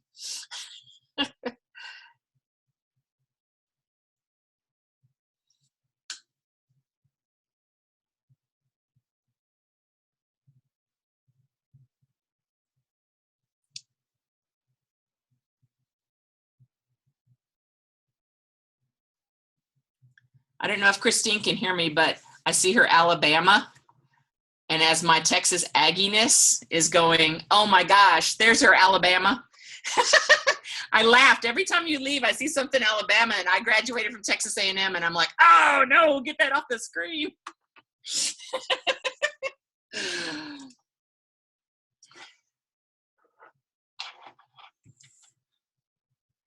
All right, great. I forgot to tell him 15 minutes, but oh well. Yeah. But it's 5:30 already, so we may only give him 10 minutes. So it's maybe a good thing I didn't tell him 15. Yeah. But I think we're going to do okay time-wise. Kate left. So her group, Yeah, I saw the little note over there. So her group is down She said to she 2. gave a note. Jeff and Jana. Or Jana. So there's that. And the new person's supposed to be leaving in 1 minute. She said she was only staying for 30. Well, I guess that's good then, because then it's just down to Jeff, and I mean it's all closing at this point, so he doesn't really need the group. Yeah. Gonna ask Jeff. But what Jana it is did get about most him that of the work. repels women. But Jana would have gotten most of the work though, so that's good. Yeah. You know, she got to see the tool, she got to see the evaluation stuff, so hopefully she got something out of it. Kate just came for the tool, man. She was like, "Yeah, I'm out." Okay, right. So these people that drop out early because, like, if Kate had to go pick up her kid or something like that, do we send them a survey? She stayed pretty long, so Yeah. I don't Oh, know. I Michael. think that's. I'm not quite sure. Stayed almost the whole time. Sarah's gonna go with it. Yeah. Whatever. It's my turn after this, so. Oh, that's right. I gotta stop sharing. I'm sorry. Can I make you not? No, I can't make you not. Hold on. Exit full screen. Stop share. Hello.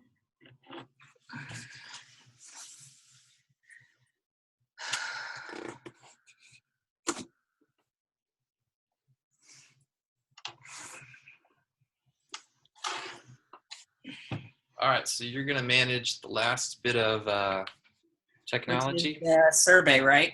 Yeah, if you post that tiny link, tiny URL in there, and that's about it. Okay. 15 minutes. We're going to give them some time to reflect and ask for them to share one of either the 3 ways, the teaching, or their action step. Okay. Call on a couple people and review that, and off we go. Great.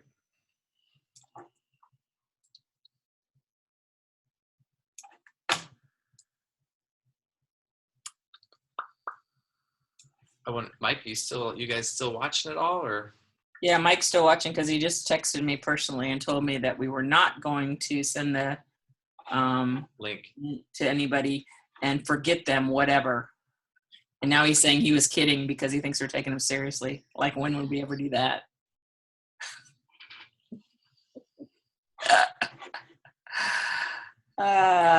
Which Gordos are we going to tonight, just for purposes of knowing as I'm leaving here?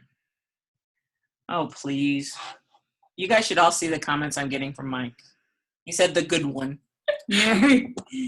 Mary, are you ready for a drink? I'm ready for a drink, yeah. So I hope it's the one closer to my This house. session is being recorded. No, kidding. Hello, our debrief. Our tea party. Our debrief after this meeting is at the South Lamar location. Oh, Mary. I will prepare the agenda and distribute it to all.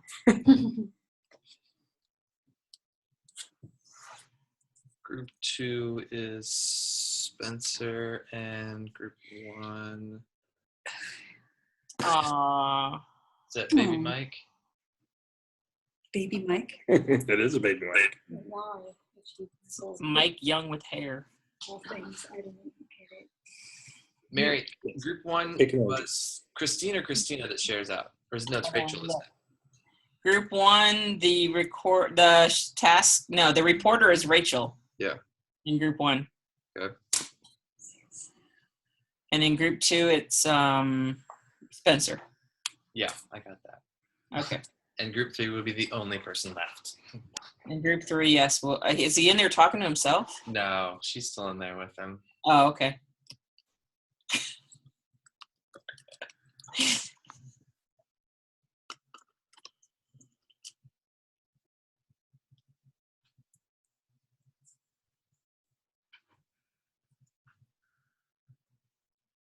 Early on, it was funny. You were swinging your chair back and forth as you were. Oh, I'm sorry. You're like, and today we're doing. That was probably very annoying. I'll have to stop that. That's all right. It's actually the time of the day that I do that. If we did this in the early morning, it would be totally different. Because I'm usually sitting very straight and, by the end of the day, not so much.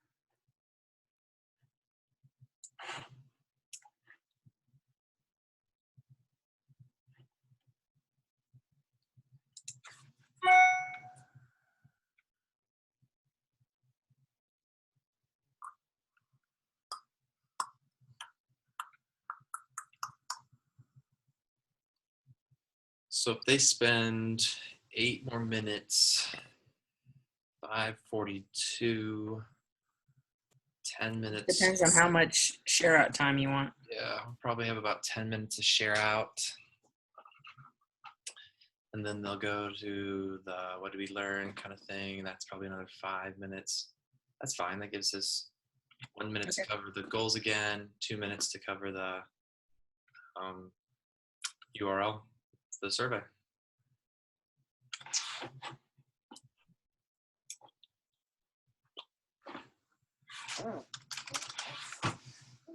And then we're good.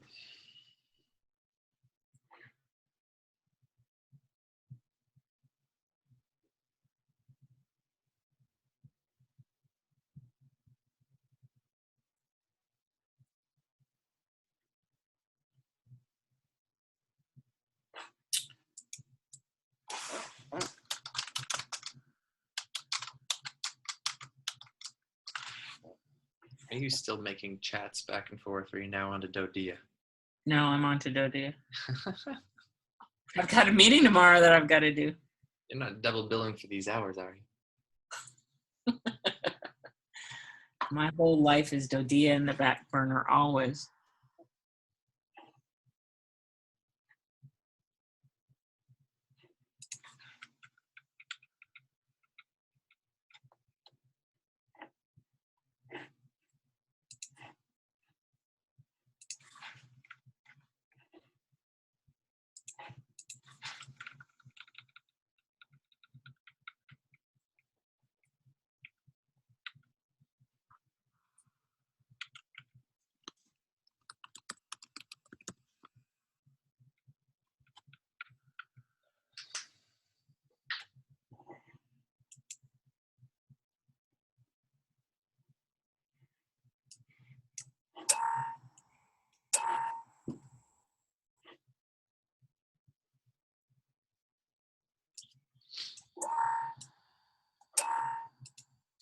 Stop doing that once people are in.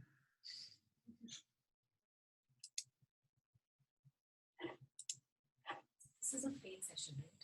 This is not. This is not. Mm-mm.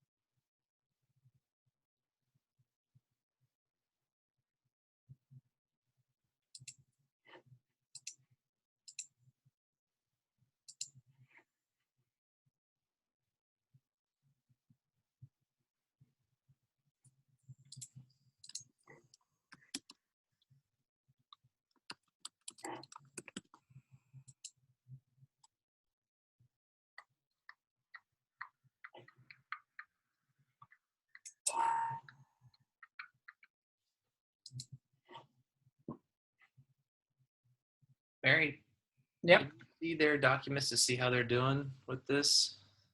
Maybe.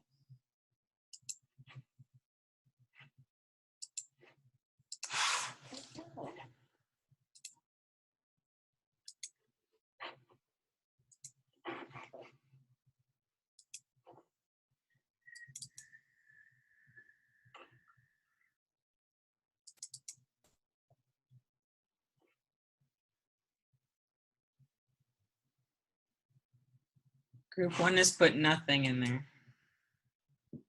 She's in there now, though. Okay. She just hasn't typed it. Group 2's all filled out.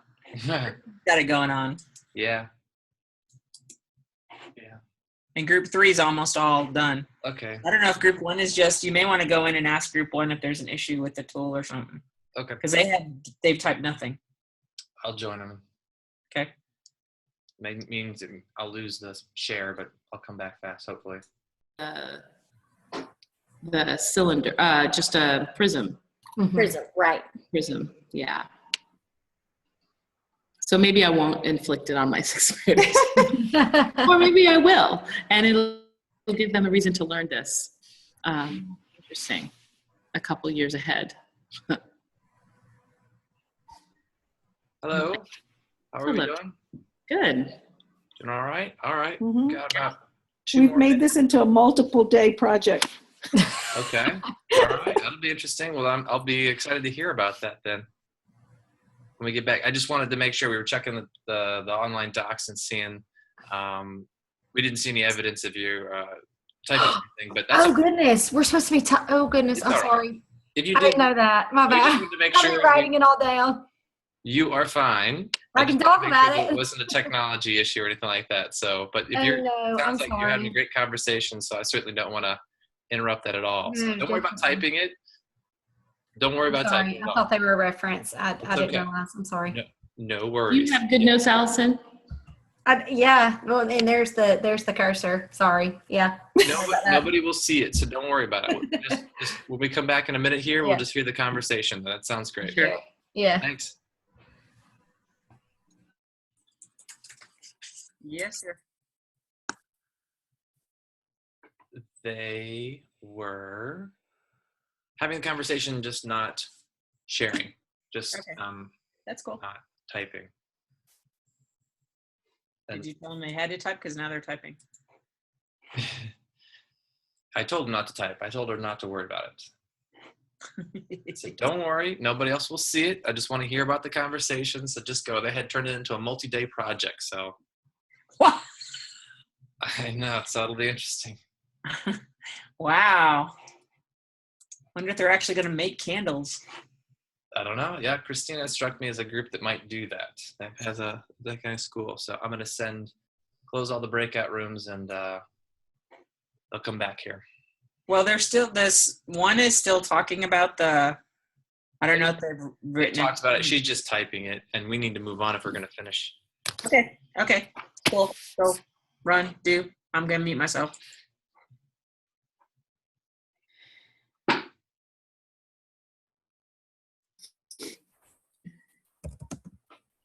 Group 1, I'm sorry. It may have felt like I cut you off there, but to stay true to our time, I did want to bring us back, but don't worry about the tool. It sounds like the conversations y'all were having were really rich anyway, so.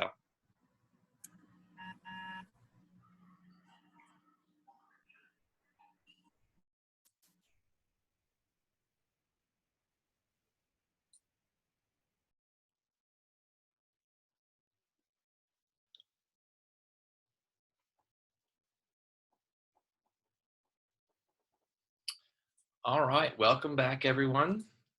Thank you very much. Looking at the work that you've done on those documents, it looks like we had some great conversations. So I'd like to start off with Group 1, and Rachel, if you wouldn't mind sharing with us what kind of conversations you had here, what evidence did you find, and what decisions did y'all make?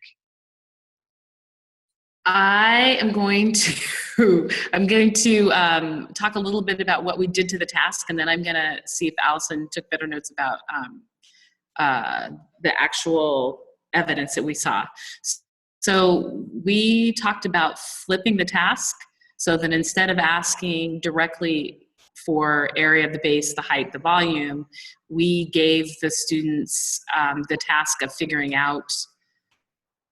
We gave them the task of basically taking a certain amount of candle wax, a certain volume, and designing the candle themselves so that they could choose any of the shapes that they needed. That they are, within the 8th grade standard, there are several shapes that they could use, cone or, triangular prism, cylinder, let them choose, let them do the calculations to use up the maximum amount of wax that they have available to them. And then Allison, you want to add?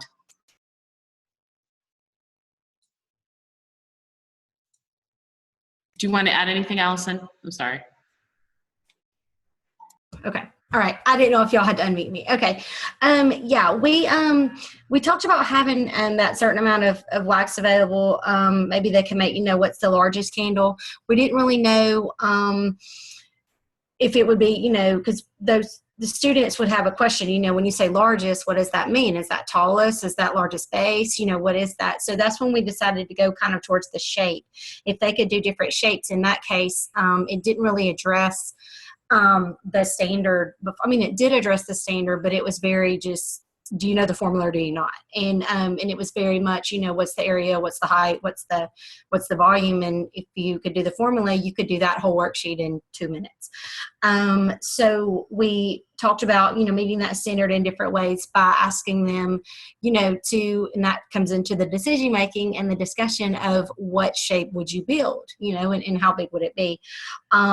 We would say, maybe we would give them the volume and make that direct correlation that the volume is the amount of wax that you would get. So maybe, we're going to give you 1 pound of wax, what would have them come up with the different ways to do that.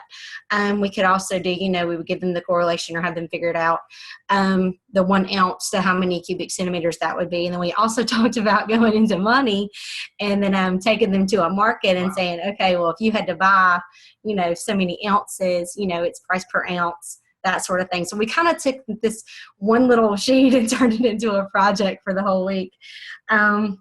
We talked about how they could have different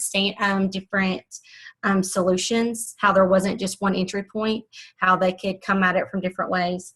There would be different standards addressed and the different shapes that they would make.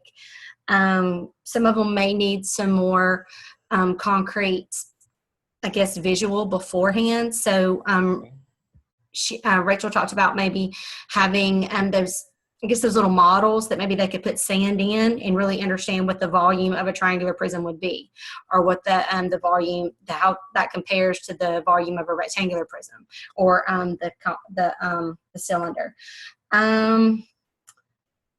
That this activity would need lots of scaffolding. We talked about that if you could just give your students a worksheet and have them figure it out all by themselves, then that in itself doesn't really suggest a lot of rigor. The fact that you would have to explain it to them and you would have to kind of give them some background knowledge and kind of, help them, guide them to where to start before you just turn them loose, that would help too. Okay, I think that's all. I'm sorry I didn't write anything in the tool, but I wrote a lot down on my note paper.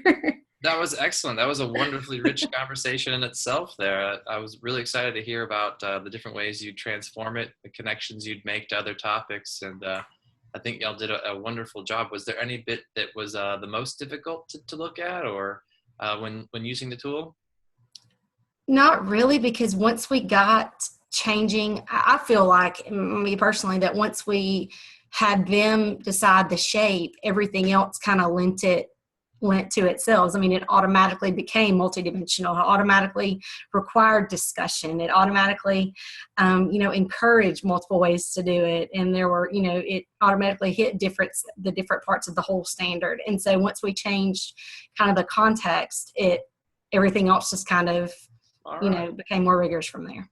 Well, great. That's excellent. Thank you for sharing. Spencer, let's hear from what the group 2 talked about and what you all decided to go for. Sure. We were not super impressed with the activity as written. It was like basic level of blooms, basic recall, and so we had a lot of ideas about making a little bit more sort of the faux contextualization or the faux authenticity, about turning it into a little bit more like open-ended. We had a great idea from one of the people in our group about like just asking them how much felt they would need for the bottom instead of the area. Oh, yeah. And kind of changing the frame of the question so then they have to actually understand that area is that single 2-dimensional layer And then we also were talking about like turning this into a full project on saying, okay, here's a candle holder, make a candle. And so it could go like researching prices. They could figure out how much they have to do, probably giving them a max height so they don't make a 10-foot tall candle, but to make it a little bit more multidimensional, high level thinking, and as the decision makers, where we provide them with a simple thing. And so they have basically, they can calculate the volume as long as they make the height, and then they have to go and research and either purchase the wax and make the candle itself, or at least do a cost or bill analysis on how much wax they would need to do to do this, and then justify why they chose the height that they did, choose whatever color they want, and also add in some digital literacy as well. Oh, what do you mean by the digital literacy there? So having to actually get online and do the search terms of what they want to, and something like Amazon or eBay, or find some other source where they can actually apply something. So then it becomes a real world. So the question or the standard on the top says know the formulas and use them to solve real world and mathematical problems. Like it's very rarely that someone's going to tell you exactly what size of a candle you need to make. But if you have a real problem to solve, like, hey, I have this candle holder that my mom really likes, I'm going to make her a candle. That's like a real world problem. And then you have to figure out from start to finish what that means. And all you have are 2 out of the 3 dimensions. So then you have to think, well, if I make her a 10-foot tall candle, it'd be really impressive, but it's probably going to tip over. And so maybe even not give them an upper limit on it, but then having to do the research themselves for like some 21st century skills, like adding in the actual research and how much will it cost. And then they're like, wait, this is $10 per ounce, but how many ounces will fit in the volume? And then doing some more research on saying, well, how much does wax weigh and what kind of volume does it fill? And then what about the wick and, stuff like that. So y'all really had a broad project built out here. Well, great. Thank you very much for sharing that. And Jeff from Group 3, if you wouldn't mind sharing with us, please, what your group worked through here. Yeah, definitely. So not to repeat things other people have said, but add something maybe unique, which is part of the challenge of this is it's a gift. So relating the volume and shape of the candle to how much wrapping paper you would need. So one way to change it could be, you're going to be given this much wrapping paper. How many different shapes of candles could you make? But that would be the right size for this given amount of wrapping paper or shape of wrapping paper. So. Oh, wow. Yeah, I think we haven't heard anybody mention size being constrained by surface area. Wonderful. Did y'all enjoy modifying? I know you had a smaller group here, but was it kind of interesting to try to modify this a little bit? Well, it is a bit of a challenge, definitely, because you're starting from what's provided. So part of it is going through and analyzing what's given, and then starting to think about what can you change, but what can you change that you think you could predict would be interesting for students? And then also, coming back to, well, what's the standard? And I think I felt at times we were felt limited by the standard itself. And so it by itself seemed a little bit, we wanted to add to it or enrich the standard or add some additional standards to it. Okay. Yeah, I was gonna say, I think some of the other groups did decide to add some standards there. Yeah, well, but it was definitely a good conversation. Oh, great. Well, thank you. Thank you very much, everybody. That was really wonderful to hear all the ways that you modified the task and kind of got excited about the ways that students could build candles or wrap candles. I like the idea of a 10-foot tall candle. I could just imagine a mother's face going, oh, wow, this is a really big candle now. I don't know what I'm going to do with this.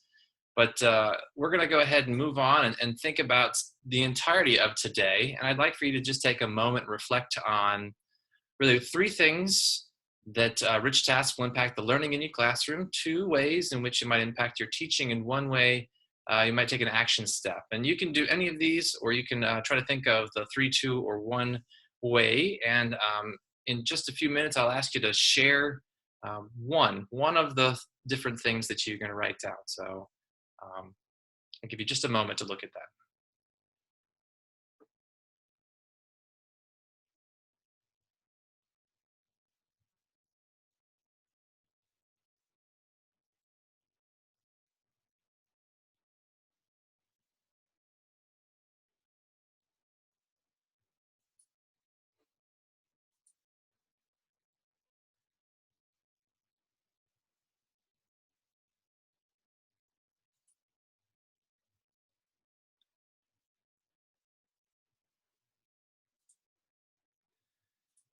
Mary, are you now motivated to go out and start making some candles?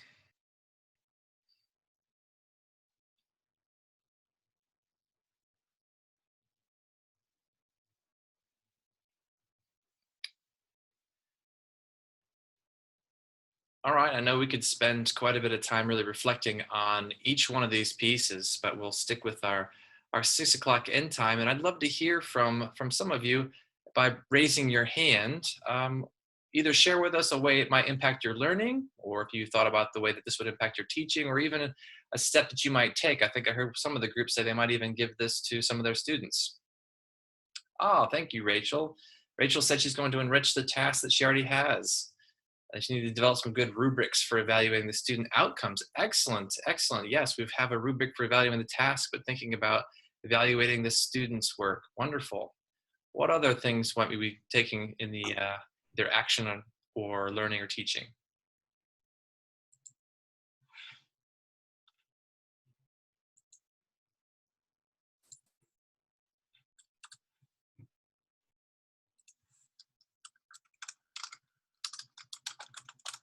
You can raise your hand if you'd like to share that way.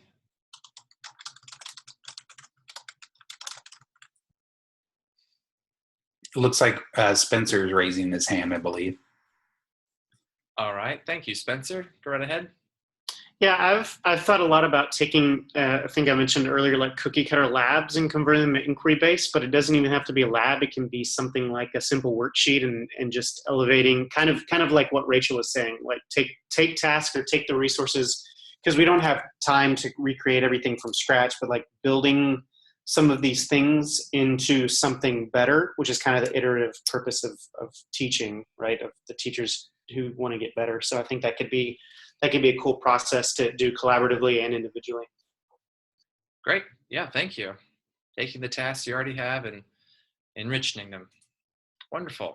Let's hear from one more individual here.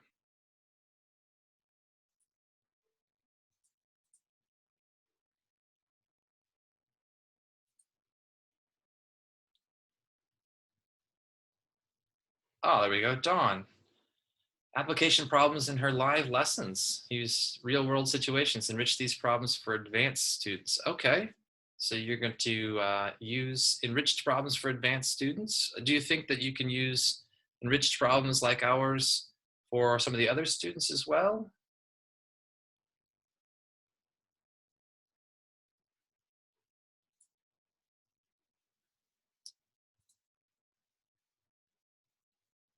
John, you still with us?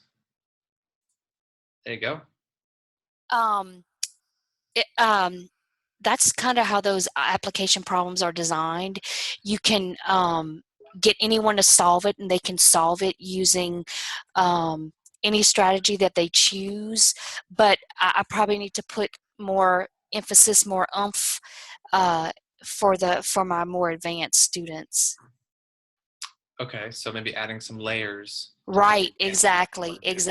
But everybody would have access, yes. Right, and I already, even though I asked that question, I do allow them to provide different entry points or describe which kind of strategy they use for these particular problems, and they talk about how they agree or disagree with how that particular student solved that problem. You know, okay. And then sometimes the other students will say, "Oh, I didn't think about it that way." That's a good way to do it. Yeah, hearing other people's strategies is good. Thank you very much for sharing. And just to look at Christina's, I think action step, wonderful to hear that you might be talking with other teachers about the characteristics and looking at activities and see if they can find some context for students. So Wonderful. Thank you very much, everyone. It's been a great session. Just to review some of the goals we had for today, I think we've really covered those, and I think that there's some solid evidence that y'all worked, through a lot of this today. So really appreciate your time. And before you do head off, we do have a brief survey that we'd love for you to fill out, give us feedback on things you saw today and your interest in maybe doing some additional work with the Dana Center here. You will also receive a copy of the participant materials from this session once you've completed that survey. So please take the time. It's not very long, and it would really help us in developing this work as we work with other districts and other teachers. Mary should be posting that URL in the chat for everybody too, as an easy way to click on it. And I believe there's going to be an email sent out as well that will have that for everybody who is here with us today. And finally, from us here at the Dana Center, from Mary and myself, really appreciate your time and your hard work all afternoon. And y'all have a really great rest of your week. Thank you very much.